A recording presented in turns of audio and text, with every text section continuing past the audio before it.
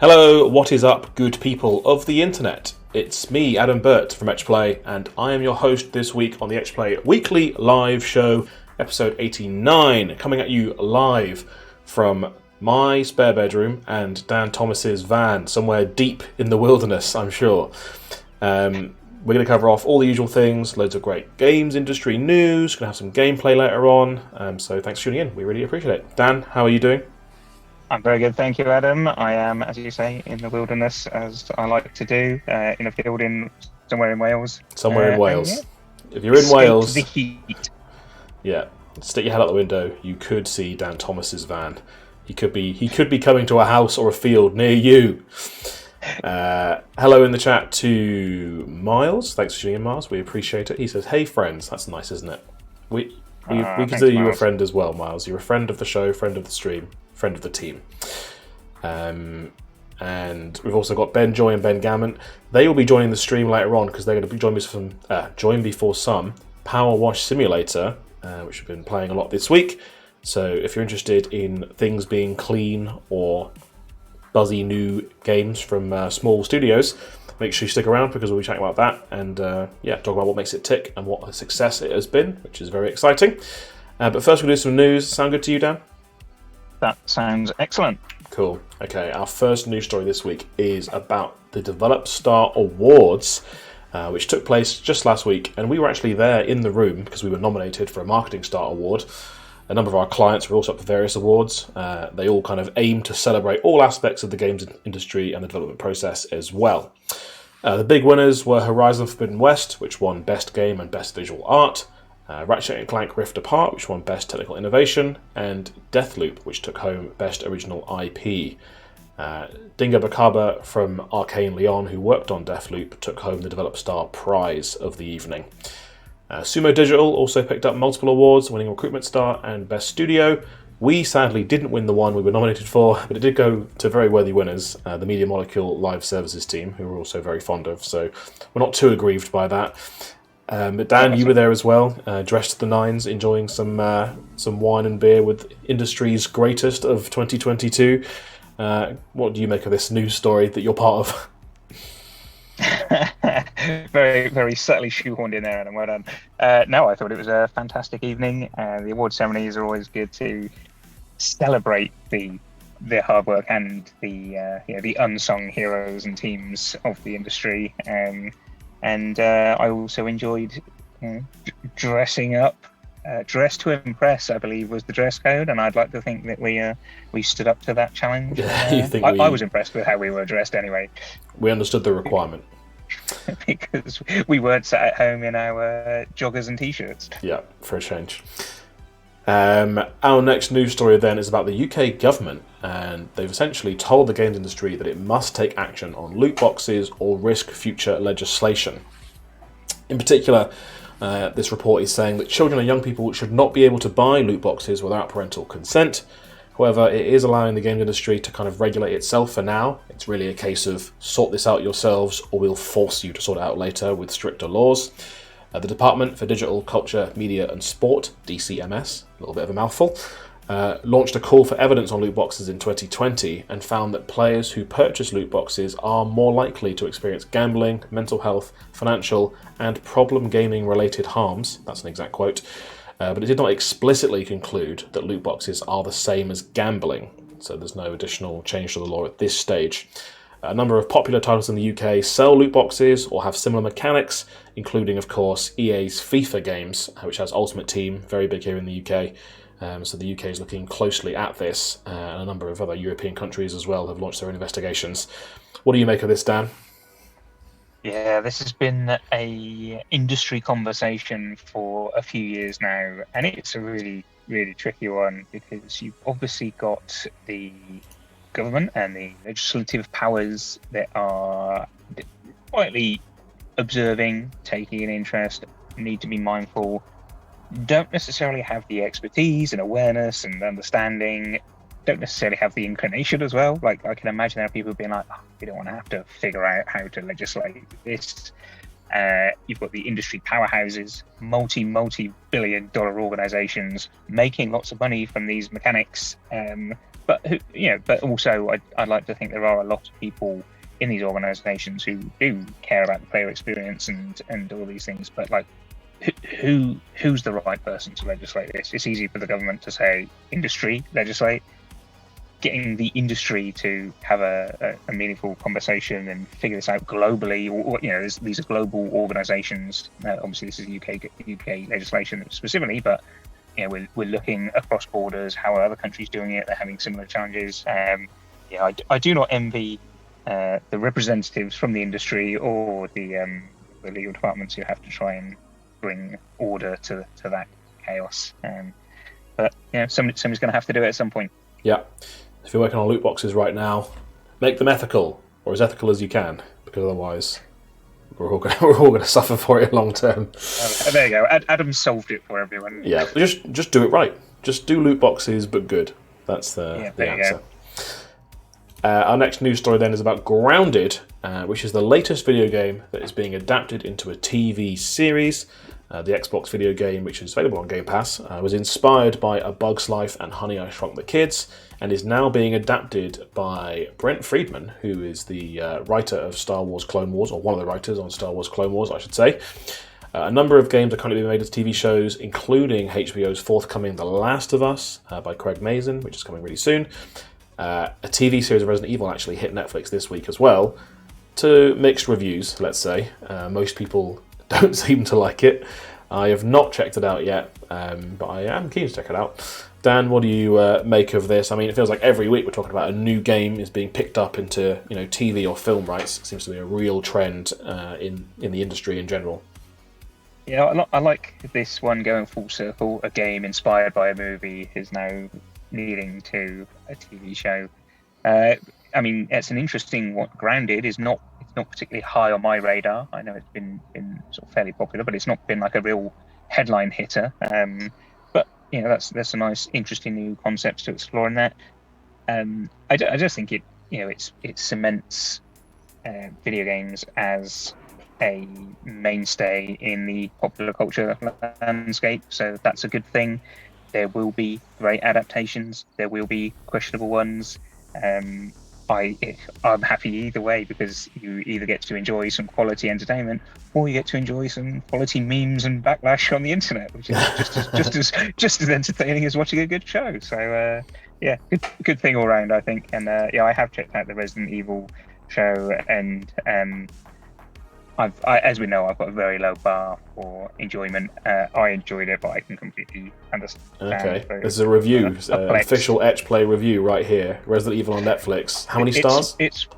I'll give it a solid 3.5. 3.5 out of 5. For me personally, yeah, I would encourage people to try and stick with it, because the penultimate episode is it takes a turn, and it's interesting. Mm. There you go. There you have it. That's more content than I was expecting to get out of this news story. Sorry. No, it's fine. I liked it. I would do it more. Next up then, I wanted to talk about a bit of a trend, and it's kind of an unfortunate one, I guess. The games industry has a sadly quite long and dark history of abuse from fans towards developers. This isn't really a new phenomenon, but there have been a number of high-profile examples in recent weeks, including toxic so-called fans abusing Sony Santa Monica devs when the God of War reveal was delayed, the developers of Hypercharge Unboxed having to fend off trolls who are angry about the lack of a clear timeline for the Xbox version of the game, and we also saw Ron Gilbert, creator of Monkey Island, and his team being abused by people unhappy with the visual style of their new sequel, Return to Monkey Island. A number of creators have disabled Twitter accounts and personal blogs and other avenues of communication in response to wide-scale personal attacks, some of which have included sickening threats of bodily harm or death. And we've said it before and we'll say it again, this behaviour is simply not acceptable in any walk of life, and it has no place in games. It debases our entire community. If you're doing this sort of stuff, even as a joke, take a look at yourself in the mirror, because it's not cool, it's not funny. But this week, Bungie have launched a new legal challenge against a troll in the Destiny 2 community. Among the charges are serial cheating and harassment of Bungie staff, including death threats. The defendant, who I could name but I won't because he doesn't deserve to be famous, Also threatened to burn down Bungie's offices in a series of tweets, and has specifically targeted one of their community managers and referenced their real-world address. The community manager in question is known as DMG on the Bungie forums, and has said on Twitter, which I thought was a nice quote, I just thought I'd read it verbatim. I dream of a day where video game developers from any studio can openly discuss their work without being harassed. Cases of harassment against our devs have actively made it harder for us to communicate with the broader community. It has impacted more studios than just ours. It's too soon, obviously, to predict an outcome in this case, legally, in terms of where they're going to land on it, but hopefully some real-world consequences for people engaging in this kind of behaviour will make a difference, and we can move towards a better version of the industry where devs can, engage with fans without fear. And other than that, it is good news at Bungie recently. Elsewhere, Sony have finished acquiring the company. That deal was finalised this week, and they're now a formal part of the PlayStation family. It is still unclear how that deal will manifest in terms of exclusives. Thus far, they're promising to be a multi-platform studio, and Destiny 2 is still getting regular updates. Dan, anything to add? No, I think you covered a lot there. I think the toxic comment side of things is a sad reflection, I think, of the internet at large.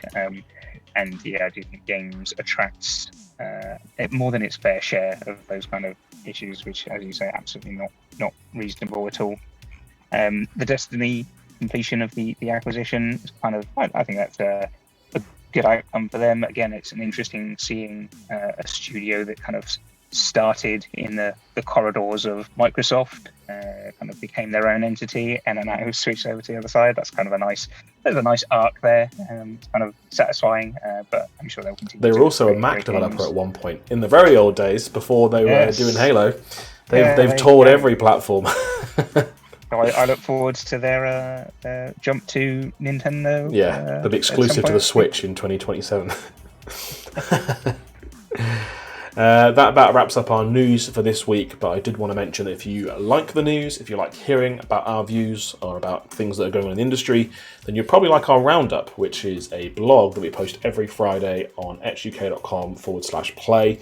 It features insights, opinions, news, views from everyone in the play team, including myself, including Dan, and some of the other people that you might have seen on stream in the past. So if you like anything about what you've just heard and you want to get some more, make sure you check out the website tomorrow, usually mid-morning, afternoon it'll be there.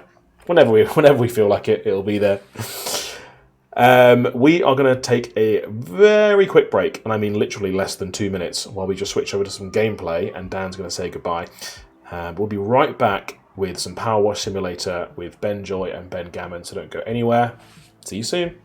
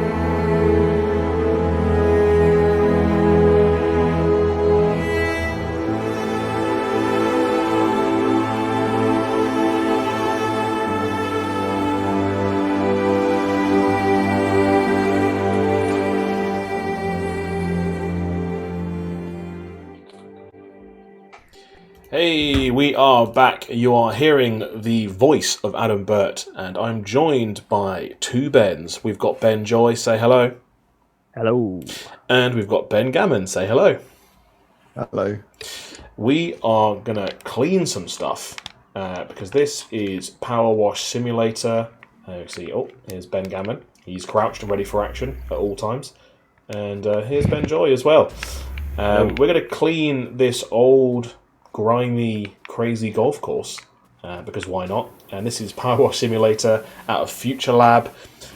Just came out. When did it come out? Last week? Late last week? A week ago. Yeah. Came out the 14th of July. Someone's got the stats to hand. Thank you very much, Ben.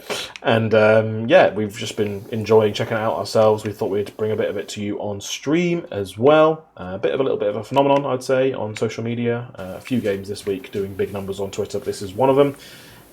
Mostly because people just love cleaning, apparently. I didn't realise it, but cleaning is all the rage in 2022. And let's get to it. You have a kind of a selection of nozzles, so you can kind of choose different cleaning styles and soaps and methods. You can crouch, you can move ladders around and climb things. And ultimately, I guess it's quite a relaxing game, I think most people would say, because you just get to chill out and clean things to your heart's content. Ben J, you've been playing this quite a lot. Why don't you tell us about your experience of the game so far? Yeah, I've been really enjoying it. I'm finding it really hard to put down. It's very difficult to stop playing once you start playing. And there's a question I want to ask both of you guys. Okay. Are you walk around cleaners, or are you stand in one position and move your sprayer, I guess, your power washer around? Okay, so for the folks at home, at the minute I'm doing the stand still thing, where I'm like fixed in place and I can just move around freely, but I could choose to walk around and do it like this, where you actually move. It's always in the centre. I like a bit of a mix of both, to be honest. I wouldn't say I'm like firmly one or the other. Why do you think is there a clear winner that I'm forgetting? No, I think it depends on what you're cleaning. So, like, if I'm cleaning a beam or a building, I'll typically stand still and then go up and down or side to side. But if I'm cleaning a path, I find it much more efficient to kind of set it and then walk backwards and forwards. I just find that gets it cleaner, quicker, a bit easier. So Yeah. I'm a mix and matcher.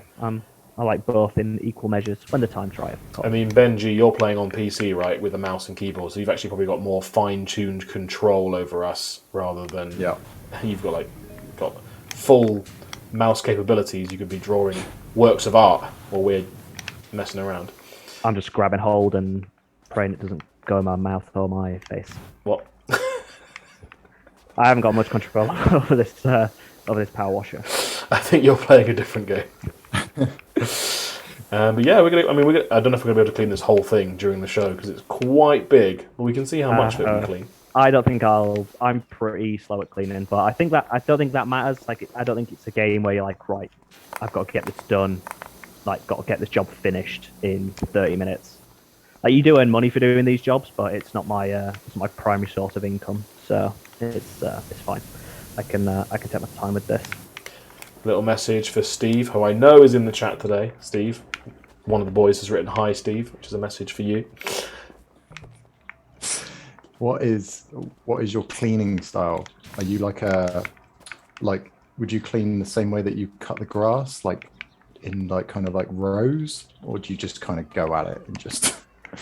I try and start uniform and be like, right, I'm gonna work my way across, and then I do that for about 15 seconds, and I'm like, nah, let's just spray everything everywhere, and we'll see what happens.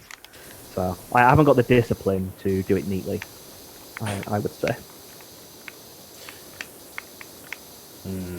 I mean, there is something relaxing about it, but also it does make me feel like my house and windows also need to be cleaned, and I'm just doing the digital version rather than doing the real life version.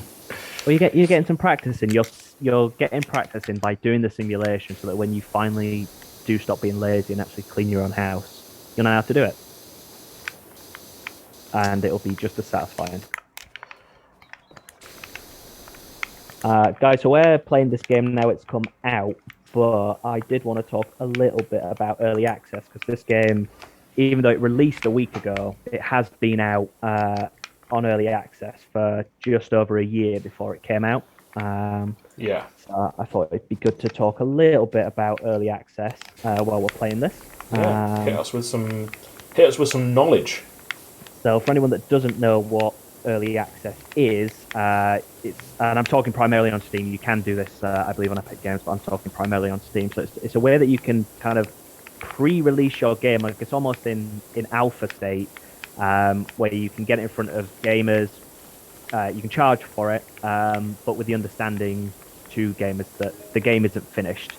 So you can get it out while you're developing, and it's a great way to kind of get some player feedback on what you're doing. And it's not really meant to finance the making of the game. So I would say if you're going to try an early access release for that reason and to get you over the finish line, then maybe you don't want to be looking at early access. You probably want to be considering other means of financing your game. But it is a way of earning a little bit of money while you collect player feedback. I mean, the player feedback angle side of it is really the crux of it, and that's why early access was brought out. I think it's been around for about a decade now.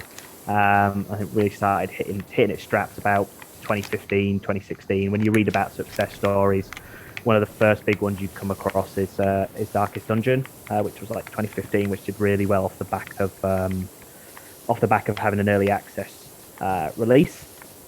It's interesting because some games just don't seem to come out of early access, but they do continue to be developed. I saw one earlier, I've forgotten the name of it now. I think it was 7 Days to Die, and that's been in early access since like 2013. But they're still releasing updates for it, so it's an interesting phenomenon, I guess, between when do you stop doing early access and when are you just doing a games as a service game. But the intention for early access is for you to get it in front of players and kind of get that feedback on the game. Yeah. I mean, I guess, and you said that it's like not necessarily about money, but I guess some people have used it that way, right? But we're just not recommending it because it's like a bit of a shady thing to do. Yeah, exactly. I think the point of shit. Yeah, the point of early access isn't to finance the game. Yes, it's a big plus, and you know, if you speak to developers who have been on early access, I would garner, and I've read it in some interviews with other games that have been on early access. They've definitely said, you know, it provided a welcome influx of cash. But I think when you go on early access, what you're saying to a player is, hey, the game isn't finished. We appreciate you buying it. The understanding that it's not finished, but it is going to be finished at some point. You're asking the player to buy it, which is great. Obviously, normally at a reduced rate, but then, you know, in the future, they will have provided you very useful feedback to be able to turn the game into what it eventually becomes. And Steam is, I'm not sure how strict they are around it, but they do put out rules like not to promise things, like not to promise the game will be this, or the game will have that, or the game will come out on X date. It's you know, you shouldn't be doing that kind of thing on early access. But one of the great things about going on early access, as well as the feedback, I mean, the feedback is invaluable, but you're able to build a community while you're still developing the game. And I think PowerWash Simulator has done this fantastically well, in that when the game has released last week, and you know, it looks like it's done fantastically well. Valve featured it on the homepage of Steam for a couple of days. It was right up there in the top sellers, as you alluded to earlier, Adam. It went great guns on Twitter and in Discord and on Reddit. Like, people are just loving this game, and that's definitely off the back of a lot of hard work that the team put in to build that community while it was on early access. So it's not just a case of throwing it on early access and kind of doing your thing and just let people play it while you're developing it.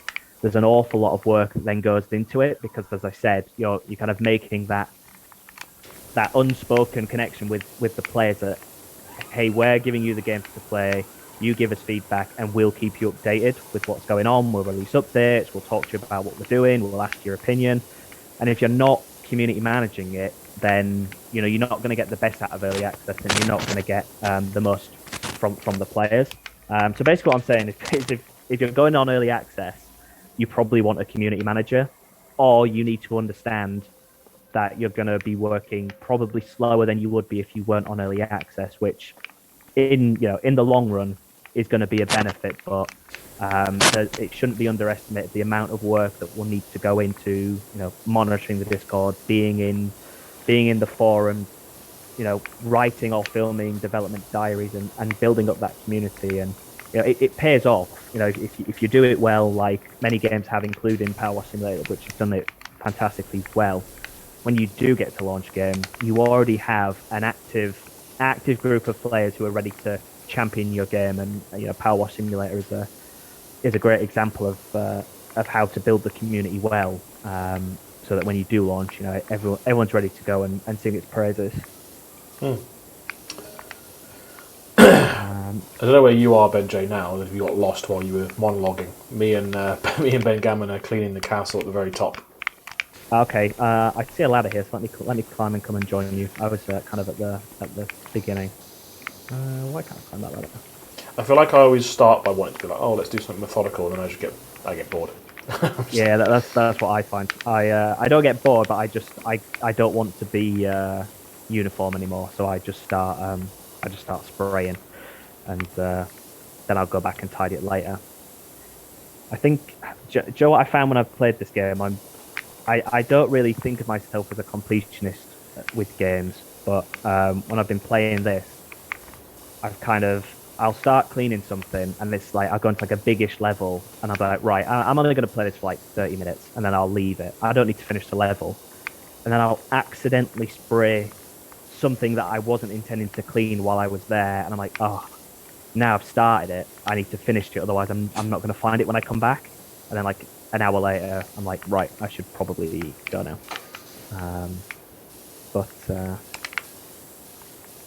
Yeah, do you guys know? Do you remember Valheim? That Valheim was. Yeah, I remember Valheim. We featured it on the show actually. I think we did. Ben Gammon, you were in that video as well, weren't you? Yeah, I bought it on early access. I was about to say, did you know it was an early access game and it is still in early access? I mean, that's an example of a game that did phenomenally well and is doing phenomenally well in early access. Yeah, I did know it was early access. I didn't know it was still in early access though. How long ago did that come out? Probably not as long ago as you think. It was early last year, 2021. Right? Yeah, early 2021. So probably not as long as you maybe thought, but I mean that went absolute bananas when it came out. And I was doing a bit of reading on early access this week, I was surprised that it was still in early access. But yeah, there's an example of a game that's done phenomenally well, and a game that I know you really like, Adam. Hades was an early access game. Yes, ultimate early access. I mean, I actually, after I only played Hades post V1, as they would call it, like after they properly released it. But you can really tell with Hades that they that game is so refined. It's like refined at an unbelievable level. The amount of like craftedness of the narrative and the writing and the way it all fits together. I think it's obvious actually in retrospect. You're like, oh, of course this has been being workshopped for ages. Because otherwise, how would it be, this good? Be careful up there, Adam. Yeah, I'm doing some parkour up here. Health and safety would have a field day. I just want to clean the top. Yeah, I think there's a lot to be said as well about the type of game that does well on early access. I think you definitely need to be the right kind of genre of game.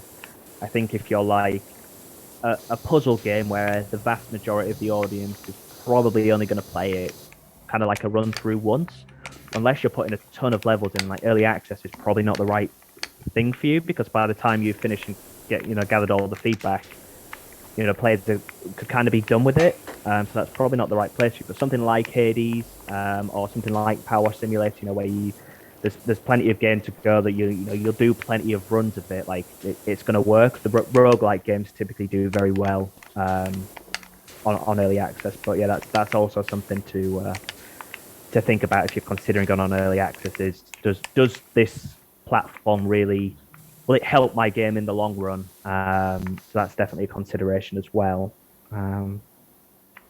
I've got another little stat for you here. I'll let you have a guess, actually. In 2021, what percentage of games that were released on Steam do you think were early access games? I'm going to say 30%. I think 30%. Gam, any you going higher, lower?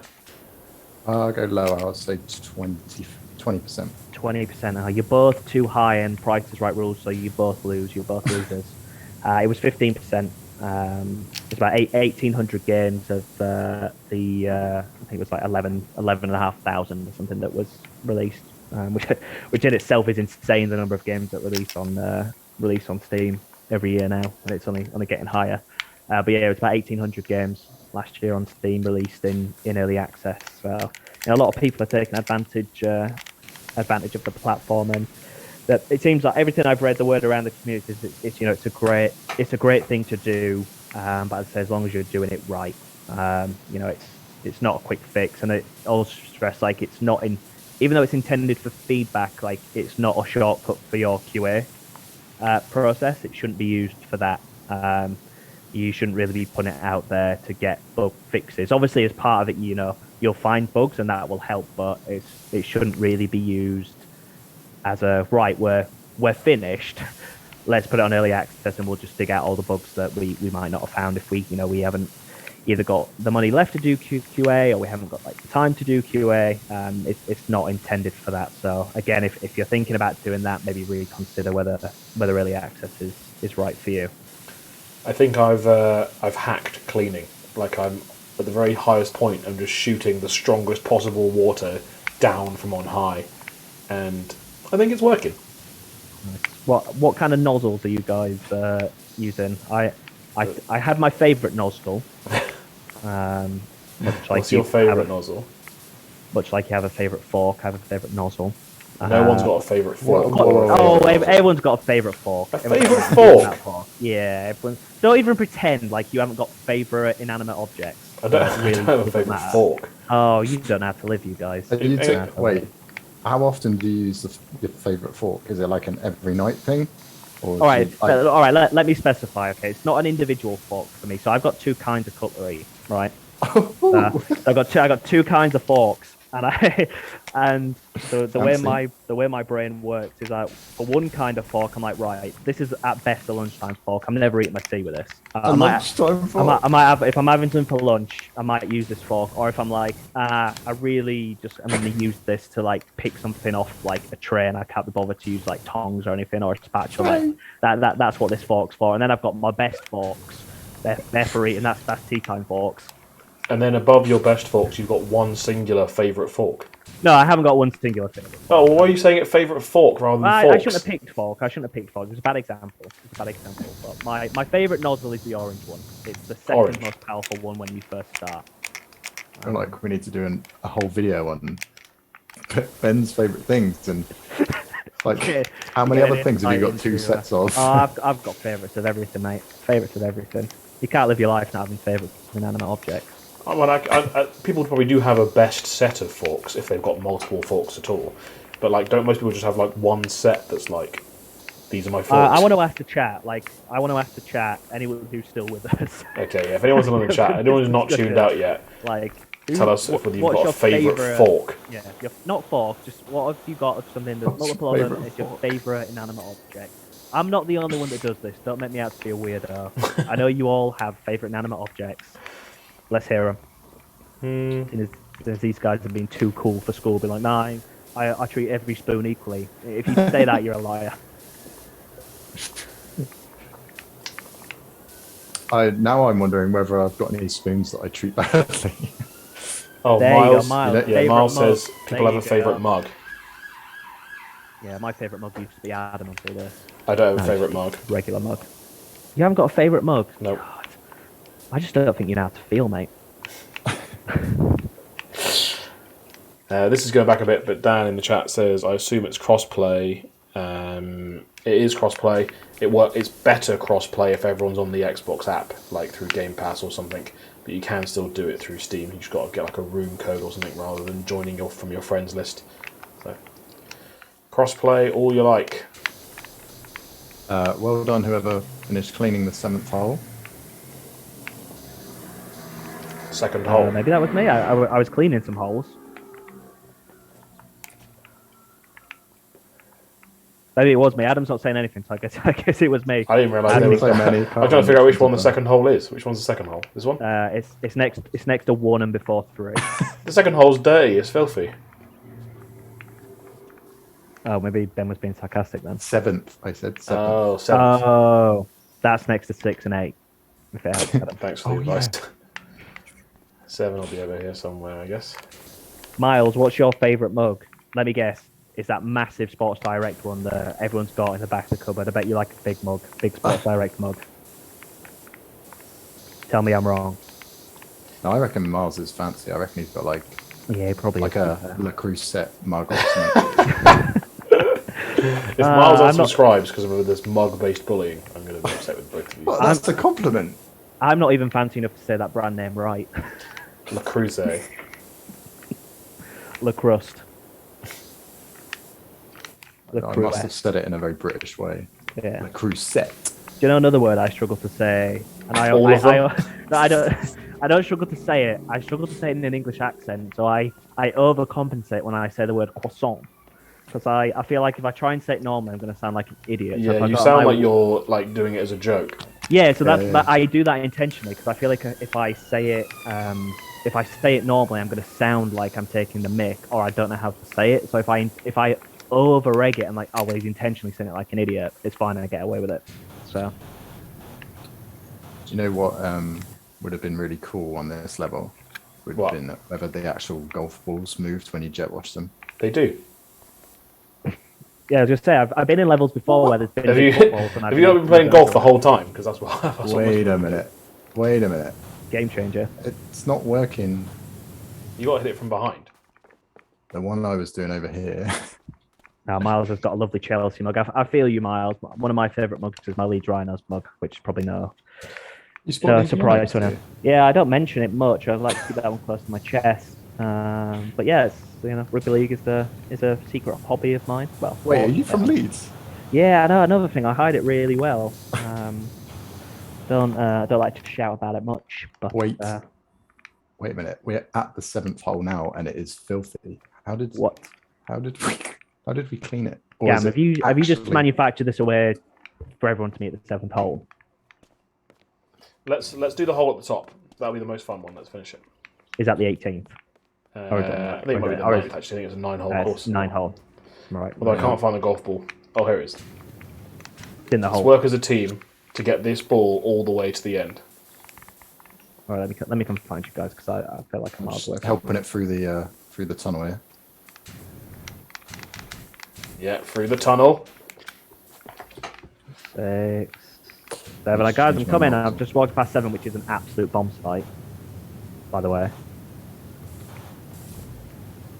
Hey guys. Don't overshoot it. Right, the golfer is here. Oh yeah, show us your pro golf moves. Oh, what? Who did that? Rubbish. There you go. Oh, nice. Nailed it. I'm not sure that we can get enough momentum to actually clear this ramp. We'll have to intervene. No, we can do it. I believe. Oh, no, it's got a little lip at the... Tell me what I'm going to do. So Dan's saying don't cross the streams. That leads nicely into probably the last point I want to make about early access today. Plenty more to be talked about at a later date. But having a game that is streamable is very helpful when you're in early access, which this game is very streamable. It's very easy to pick up and play. It's very satisfying to watch for a lot of people. But if you do have a streamable game, you have a chance that you could organically pick up a big streamer. If your game takes off on Twitter or something like that. But it also lets you get the benefits from is if you are able to it's probably going to be possible to monitor every stream, but if you can drop in on some streams, especially if you get a big streamer with a lot of watchers playing it while you're in early access, you'll be able to pick up some feedback from the comments in there as well from the chat. So that's quite hard, a bit harder to collate and keep on top of, as in like in forums, Reddit and Discord. But it's definitely an advantage if you do get someone streaming your game to just see what people in the chat are saying. Because even if they're not playing your game on early access, if they're watching it, they're likely to have an opinion. And they could be the people that when it does release, that you can get if you haven't already. So they'll already be aware of the game, even if they're not playing it, and be part of that community if they're not playing it. So that's definitely something to bear in mind. I'm sure not many people probably go out with the intention of, like it's on the whiteboard, make a streamable game, but it's definitely a consideration that a lot of devs will probably be making these days now, and how streamable is the game. And if you do have a game which this is streamable, you can either hope it organically picks up, you can even put a little bit of money behind it if you're in early access and you want to get some people playing it, because you can, I don't know whether you guys know, you can pay people on Twitch to play your game. That is a fact no that one's people paying us to use. play this today. I know, we're doing this for free, because it's just a great game and we love playing it. But yeah, that's definitely something that helps, and could be a tactic to use when you're in early access. Dan's mentioned in the chat that like if I played PowerWash when it was in early access, which should help this game out and is a nice surprise. I believe that was picked up organically, which is that's the gold moment when when you get that kind of attention and you don't have to pay for it either. That's the real. I think that really shows you when you've got a gem. That people just want to just pick up your game and play it because they love it. So yeah, it's definitely something to bear in mind. I feel like I completed the golf course, but it didn't go down the pipe like I wanted to. I wanted it to roll down. You can't see my screen. I wanted it to roll down this thing and get them in the bucket, but ended up on the floor instead.